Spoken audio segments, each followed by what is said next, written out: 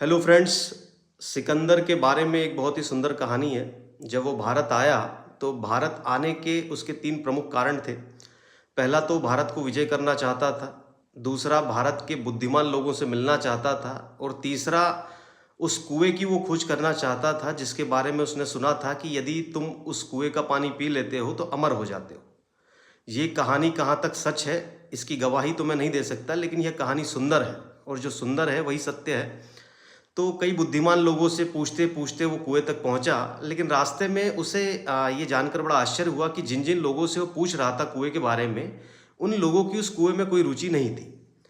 अंततः वह उस कुएं के समीप पहुंच गया। कुएं में सीढ़ियां थी, वो सीढ़ियों से उतरा और कुएं का पानी पीने ही वाला था कि वहां पर एक कौवा बैठा हुआ था। उस कौवे ने सिकंदर को टोका और कहा कि रुको, पानी पीने से पहले एक बार पुनः सोच लो, क्योंकि मैं खुद इस कुएं का पानी पी चुका हूं और मैं 1000 साल से जिंदा हूं, लेकिन मेरी दुर्दशा यह है कि अब मैं प्रभु से सिर्फ मृत्यु ही मांगता हूं। सिकंदर थोड़ी देर के लिए सोच में पड़ गया और तुरंत वहां से भाग गया। उसे पता लग गया कि अमर होना बचकाने मनों की ही उपज है।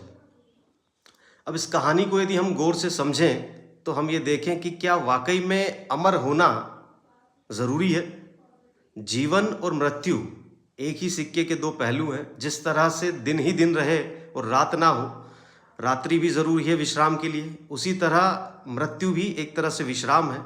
जिस व्यक्ति ने अपने जीवन को पूरी गहनता के साथ, पूरी गूढ़ता के साथ जी लिया है, वह मृत्यु को उसी तरह स्वीकार करेगा जिस तरह से वो जीवन को स्वीकार करता है। तो इसलिए कहानी का सार यही है कि जीवन को भी पूरी ऊर्जा के साथ जियो, और जब मृत्यु आए तो उसे भी पूर्णता और समग्रता के साथ स्वीकार कर लो, क्योंकि मृत्यु तो एक विश्राम है। Thank you.